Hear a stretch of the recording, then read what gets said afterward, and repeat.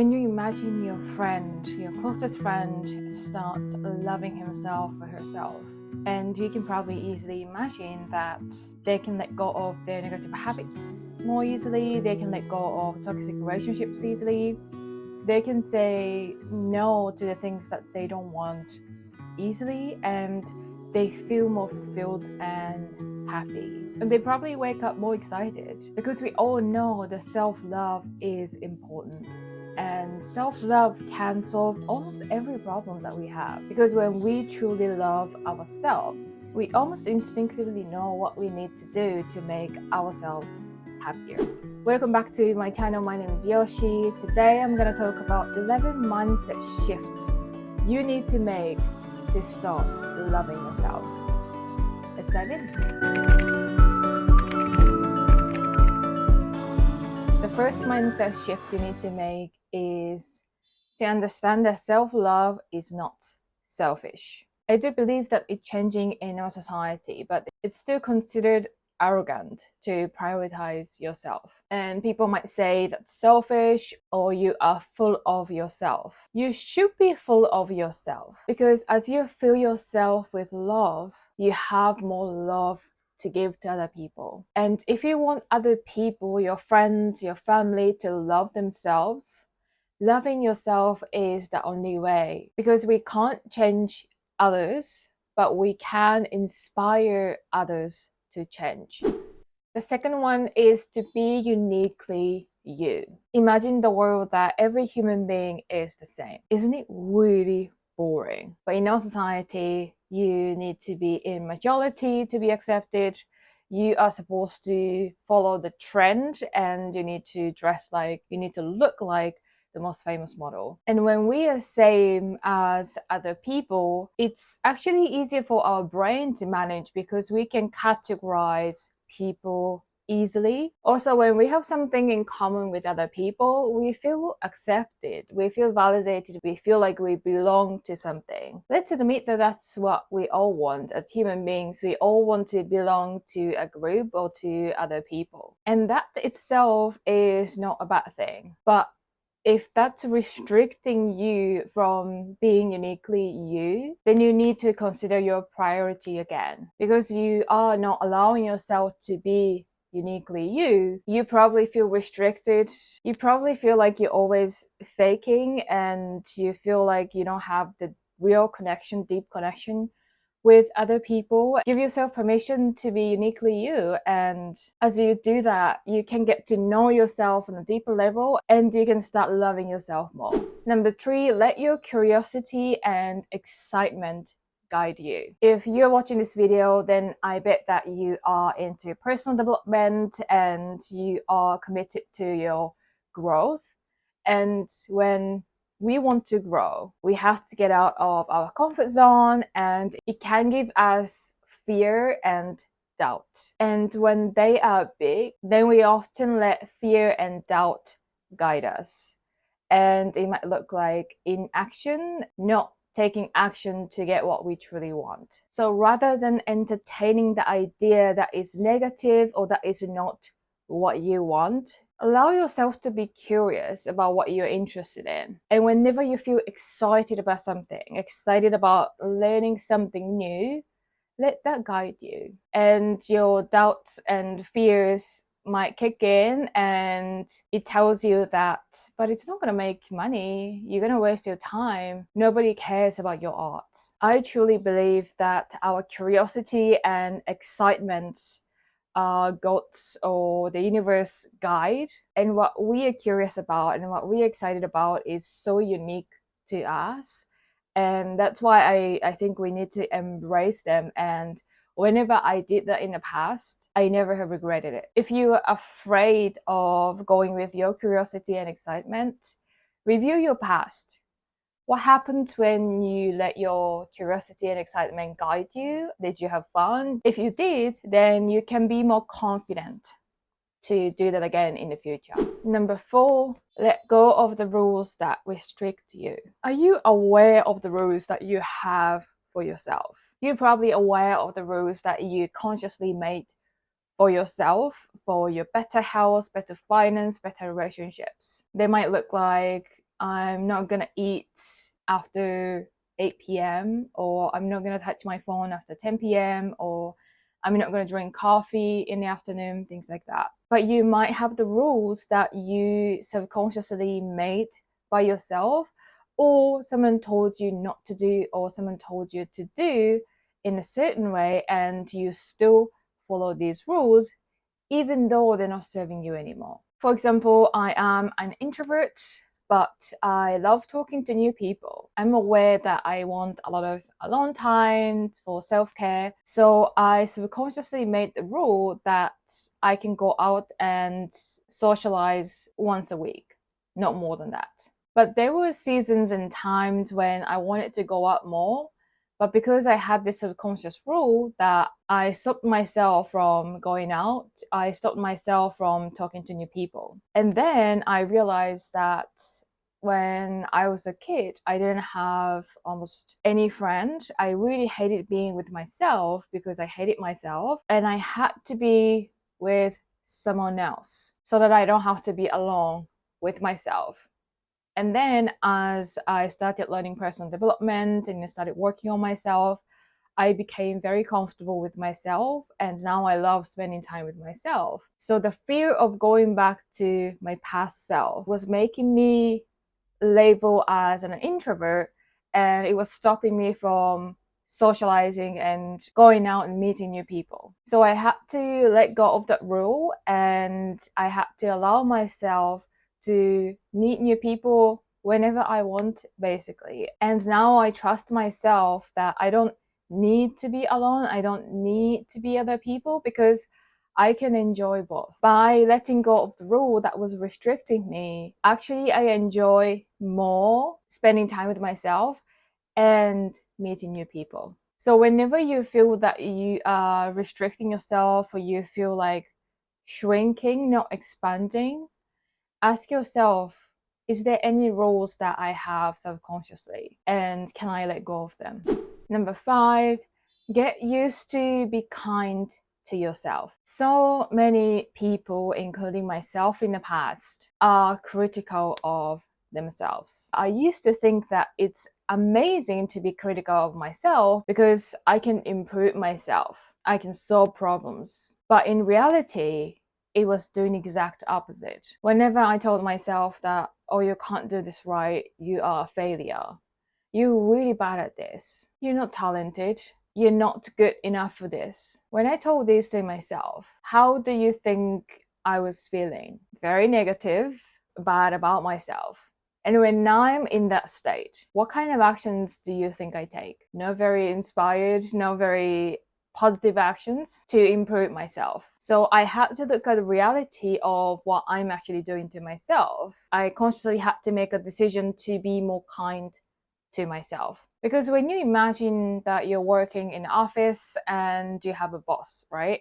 Imagine that your boss is always critical of yourself. He's always telling you that you can't do this right, you did this wrong, you're not useful here, things like that.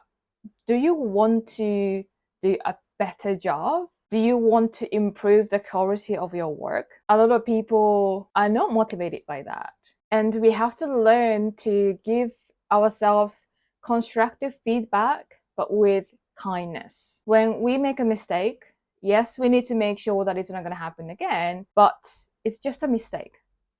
It's in the past. Move on and double down on the compliments that you give to yourself when you did something right. That's going to certainly motivate you much more than being critical of yourself when you make a mistake. And if you don't think you're critical of yourself that much, try this exercise. Be kind to yourself the next 24 hours. When I did this exercise for the first time, I realized how critical I was of myself. Listen to your self-talk and see how you are treating yourself. Number 6, be clear about what you want. When you don't have a clearly defined goal, it's really hard for you to make any decision, because if you don't have the destination that you are going towards, how can you choose which path to take? If you're not sure about changing a job or quitting your job or starting your own business or learning something new, it's often because you don't have a clearly defined goal that you truly want. If you want to learn about setting a goal that you truly want and become a goal achiever, I actually have an online course about that, so you can find in the link in the description. By having a clearly defined goal, you can make your decisions easily. Why is it helpful? Because when you're not making a decision, you are in a state called ambivalence, where you feel terrible, you are suffering, because not making a decision is stopping you from moving forward, and you know that. And what's stopping you from making a decision is not because it's not the right timing or you're not ready. It's only because you don't know what you truly want. You don't know where you're going. You don't know who you need to become in order for you to get what you want. So if you don't have a goal, set a big goal that you are excited to work for every single day. Number 7, understand how your mind works. We went through education for so many years, and I do believe that we've learned a lot. But I don't think a lot of people have been taught in school about how our mind works, even though it's probably the most important thing to learn as a human being. There are so many personal development gurus, and they do disagree with certain things, but they all agree that we become what we think about. And if you don't understand why we become what we think about, you need to understand how your mind works. I actually have a video talking about how our mind works, and I'm gonna put the link in the description and also at the end of this video. If you want to improve your loving relationship or friendships, if you want to have more money, if you want to have better health, any result that you're getting in your life is coming from your thought. Your thought creates your emotions, and your emotion created actions, and action created results. If you're not consciously choosing your thoughts, and if you don't know what you are focusing on a daily basis, you're more likely that you're getting results that you don't want. So it is vital to understand how your mind works so that you can improve your outcome and result that you get in your life.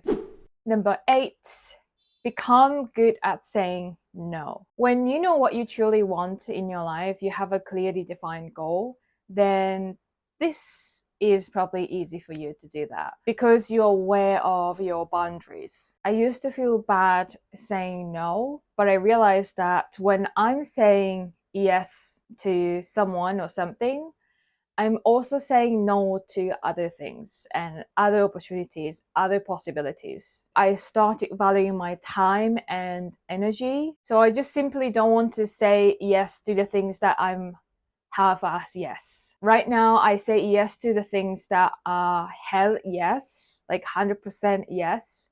And the less than that is no, because I value my time and energy. And if you feel bad saying no right now, it's just because you're not used to it. And we all want to be liked by other people.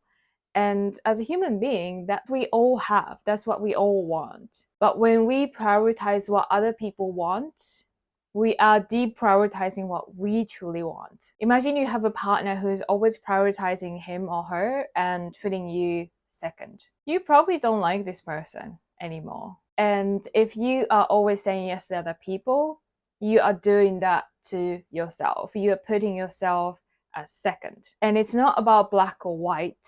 I'm not saying that you have to say no to other people all the time and prioritize what you want always, but you need to find a perfect balance for yourself. When to prioritize yourself, your self-care, your alone time, and when to prioritize what other people want. Number 9, forgive yourself. Forgive yourself for the mistakes that you made in the past. And how can you do it? Understand that you did your very best with everything that you knew back then. Looking at the past from now where you're at, you might think that, oh, I could have done better. Why did I do this? Why didn't I know better? But the truth is, you didn't know better. You couldn't have done better because you did your best in that moment. It's already in the past. And if you want a healthier and happier life, you have to forgive yourself. Because what you're doing to yourself by not forgiving yourself for the mistakes you made in the past is making you suffer right now and making you suffer in the future. So love yourself enough to forgive yourself for the mistakes that you made in the past. Number 10, forgive others for yourself. If you forgive yourself, then this process is going to be easier for you because you understand that other people also did their very best in that moment with everything that they knew. Maybe your parents didn't know how to love you. The truth is they did their very best in that moment. And you don't have to forgive other people for them. You're forgiving them for yourself because you are creating suffering for yourself by not forgiving other people. And what you can do practically is to send love from your heart. You don't have to text them or talk to them or meet up with them. You just need that loving energy from your heart and wishing them the best. That's all you need to do. And if you've learned something from what happened in the past, the time you spent with them, or something that they did to you, then think about that and be grateful for that and say thank you. One of my exes, when I was 20, broke up with me and he cheated on me. I was furious and I really hated him. But thanks to that event, I hit the bottom of my life, and that allowed me to go abroad, study abroad, and that led to study English and explore the world, and that really opened my mind and heart. So that event itself was negative and I was sad, but I was at the same time really grateful for him and for what happened. And I think I needed that. I think I needed that adversity or opportunity even to wake up and have the courage to do what makes me happy. Number 11, the last one, is slow down. In our society, it's often considered that faster is better and more is better. But when you look at all the self-care routines that you can do for yourself, or any self-loving action that you can take for yourself, it's necessary for you to slow down. When you meditate, you sit and slow down your thought process so that you can be aware of your thoughts. You can watch your thoughts and you can find calmness and peace within yourself. And if you want to improve any area of your life, like I said, we become what we think about. So we need to be more aware of our thoughts. And we have 60,000 thoughts per day. And some research say that 80% of our thoughts are same as yesterday's. So if we keep thinking about the same thing again and again, then we keep getting the same result. So we need to be aware of our thoughts and consciously change them. And how can we become aware of our thoughts? It is by slowing down. It is by sitting with them. And oftentimes when we have very negative thoughts, we feel very negative. And our feelings is almost like painful. And any pain that we have is actually a blessing because it's telling us about where we need to pay attention to. So when we feel lonely, sad, angry, what a lot of people do is to distract themselves by watching something or eating a bunch. But what we can do instead is slow down and sit with it and be curious about your feeling and your thought behind that. There is no magic pill to get rid of all your negative emotions. It is a slow process. Maybe you're busy with your work, your family, and other things, and you don't have time to slow down or pause, or you're afraid of slowing down because you feel like you're wasting your time. I get where you're coming from, but if you are not happy, something has to change. And I bet that you have at least 10 minutes every week, and use that 10 minutes to slow down, sit with yourself, watch your thoughts. As you become aware of your thoughts, then you can change them and you can change the result that you're getting in life. I hope this video has been helpful to you. If you have any questions, please comment below. Thank you so much for being here. I'm sending you so much love and gratitude. See you in the next one. Bye.